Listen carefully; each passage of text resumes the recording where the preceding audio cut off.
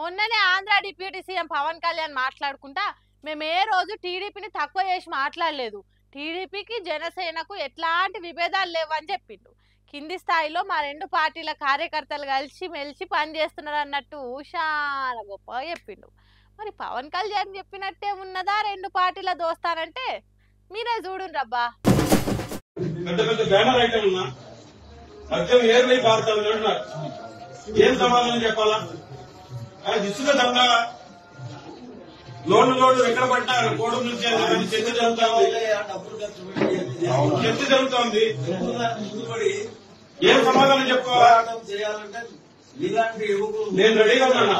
నేను చెప్తున్నా, నేను ఒకటే చెప్తున్నా. ఇన్నరా టీడీపీ పార్టీ కార్యకర్తలు లీడర్లు ఎట్లా మాట్లాడుకుంటున్నారు? రైల్వే కోడూరు జనసేన ఎమ్మెల్యే అరవ శ్రీధర్ నియోజకవర్గంలో పరిస్థితి ఘోరంగా ఉన్నదట. మందు ఏరులై వారుతున్నదట. ఇసుక లారీలలో స్మగ్లింగ్ చేస్తున్నారట. హాగో అందుకే టీడీపీ పార్టీలు సీక్రెట్ గా మీటింగ్ పెట్టుకొని జనసేన ఎమ్మెల్యే శ్రీధర్ మీద ఫైర్ అవుతున్నారు.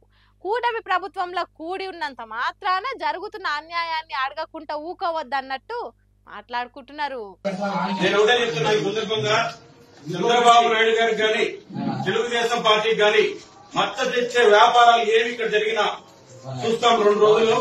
నిన్నటి దారి తెచ్చుకోకపోతే మేమే కార్యకర్తలతో పోయి అడ్డంగా పడుకుంటామని చెప్పి సందర్భంగా తెలియజేస్తున్నాం. ఇన్నరా చంద్రబాబు ఆంధ్ర రాష్ట్రాన్ని మస్తు గొప్ప పరిపాలిస్తున్నాడు. కానీ జనసేన ఎమ్మెల్యే శ్రీధర్ మొత్తం చెడగొడుతున్నాడు. మందును విచ్చలవిడిగా స్మగ్లింగ్ చేస్తున్నాడు. అది చంద్రబాబు పరిపాలనకు చెడ్డ పేరు తీసుకొస్తున్నది. కూటమి ప్రభుత్వంతో కూడినంత మాత్రాన చూసుకుంటుండే పిరికోలం కాదు అంటుర్రు. అవసరమైతే లారీలకు అడ్డం పండుకుంటారట. ఏమైనా చేసుకోండి, పార్టీకి మచ్చ తెచ్చే పని మేం చేయం, మీరు చేస్తే సహించాం అంతే. ఊకునేదేలే. కూటమి ప్రభుత్వమా మజాక? ఇప్పటి వరకు మస్తు నీతిగా పరిపాలన చేస్తున్నాడు చంద్రబాబు. అంతటి నీతిని జడగొడతాడా అంటే ఊకోం. పార్టీకి చెడు జరిగే పనులు మేం చెయ్యం, ఇంకొకటి చేస్తే ఊరుకోం. ఎవడు ఏమైనా అనుకోని అన్నట్టు జనసేన ఎమ్మెల్యేకు వార్నింగ్ ఇచ్చినంత పని చేసిండ్రు టీడీపీ కార్యకర్తలు.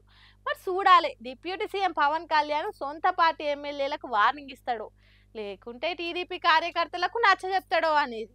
అయితే కొంతమంది జనసేన పార్టీలు కావాలనే టీడీపీ పార్టీలు జనసేన ఎమ్మెల్యేలు ఉన్న కాడ ఉద్దర పంచాయతీలు పెట్టి వచ్చే ఎన్నికలలో జనసేన సిట్టింగ్ సీట్లు కొట్టేయాలని ప్లాన్లు వేస్తున్నారు తప్ప ఎక్కడేం జరుగుతలేదు అంటున్నారు.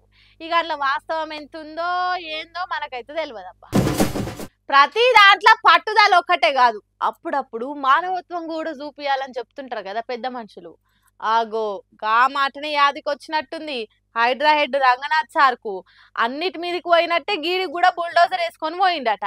కానీ వాళ్ళు చేస్తున్న సేవలు చూసి వెనకకు వచ్చేసిండట. ఎంతసేపు ఈ సస్పెన్స్ కోసం నోరు తెరిచేదురు చూడాలి, మ్యాటర్కి వచ్చేది ఉందా లేదా అనే కదా మీ బాధ. పాండ్రి పూసగుచ్చినట్టు చెప్తా. కాంగ్రెస్ అధికారంలోకి వచ్చినాక హైడ్రా జులుం ఏ లెవెల్ ఉందో చూస్తూనే ఉన్నాం. సర్కార్ భూములు, రోడ్లు, నాలాలు, కుంటలు కబ్జా చేసి ఇండ్లు, షాపులు, మాళ్ళు ఏడికాడికి ఫంక్షన్ హాల్ కట్టిన వాళ్ళందరి ఏడికాడికి పోతాం పెట్టిర్రు. ఇంకా పెడుతుర్రు కూడా. అట్లనే ఓవైసీ ఫాతిమా కాలేజీ చెరువులనే ఉందని తేలిందట. కానీ ఆ కాలేజీ ఎందుకు కూలుస్తలేరని అంత కోడై కూస్తుంటే రంగనాథ్ సారు దానికి సమాధానం ఇచ్చిండు. FTL పరిధిలున్న ఫాతిమా కాలేజీని ఎందుకు కూలగొడతలేమంటే ఆ కాలేజీ 10,000 మందికి మీదనే పేద ముస్లిం బాలికలు, యువతులు ఆ కాలేజీల ఫీజు కట్టకుంటనే చదువుకుంటురు. అంతమంది పేదల కోసం పనిచేస్తున్న కాలేజీ కాబట్టి మానవతా దృక్పథంతో ఆ కాలేజీని కూలగొట్టే ప్రసక్తే లేదని అందరు నోళ్ళు మూపించేటట్టు సమాధానం చెప్పిండు. కానీ కొన్ని నోర్లు ఊకుంటాయా?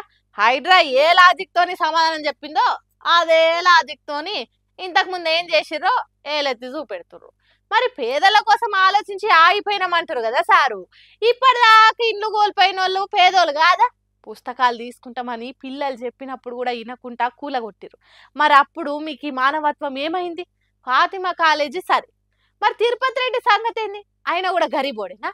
ఆయన ఇల్లు జోలికి ఎందుకు పోతలేరు అని నోరు మీద ఒక్కటే చేస్తున్నారు. మరి హైడ్రాలొల్లి ముదిరి ఎటు దారిస్తుందో ఏమో గాని ఆ ఫాతిమా కాలేజీ కూలగొట్టకుండా హైడ్రా చేసింది కరెక్టా రాంగా? మీరేమనుకుంటారు చెప్పురి.